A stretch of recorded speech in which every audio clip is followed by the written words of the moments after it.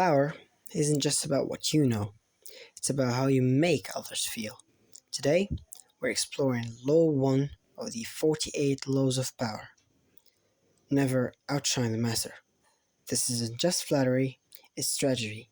Let's break it down.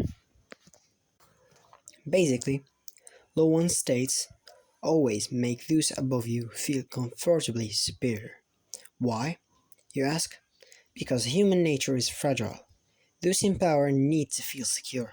If you outshine them, whether in intelligence, talent, or charm, you trigger insecurity, envy, or even sabotage, which isn't something you want. This isn't about hiding your skills as you might think, it's about framing them wisely. The psychology behind it. Let's talk psychology. Studies show that when people feel challenged in their dominance, they react very defensively. Let's say, for example, a boss who feels upstaged may block your promotions. A mentor who feels replaced might withhold opportunities from you. So, the key is to make your brilliance seem like an extension of their power, not a threat. To make it even better and more understandable, let's talk in history. There's a very good historical example, like Galileo. I think you already know him. Galileo, one of history's greatest scientists, understood this perfectly. When he discovered Jupiter's moon, he didn't just announce it to the public. He named them the Medici stars, after his patron, the Medici family. Why? By tying his success to their legacy, he secured their protection and funding. The lesson here is, even geniuses need patronage. Flattery is currency. And now an example of why you shouldn't ignore this law is Nicolas Fouquet. Now, the consequences of breaking this law in 1661, Nicolas Fouquet, France's minister, threw a lavish party for King Louis XVI. The palace, grander than the king's, the feast more extravagant.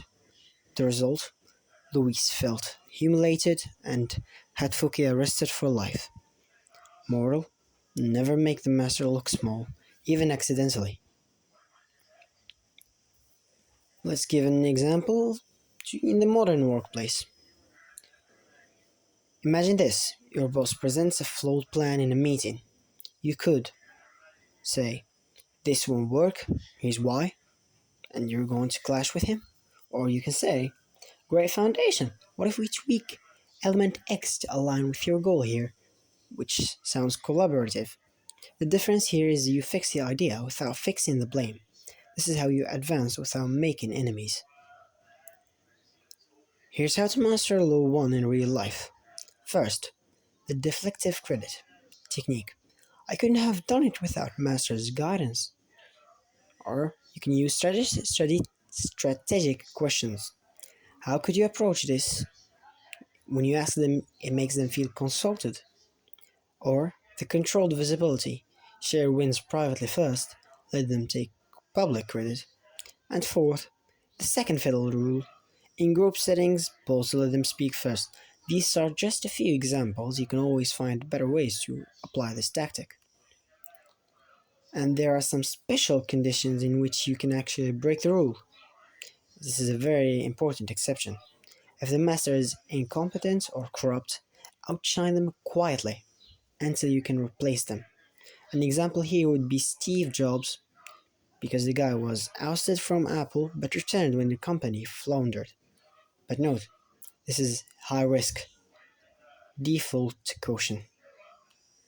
Now let's recap. Ego is the invisible hand of power. Stroke it very tactfully. Hide your light, just enough. Think sharp but humble. History rewards the discreet. Focus party is forgotten. Galileo's stars still shine till now. Master this, and you'll rise without resistance.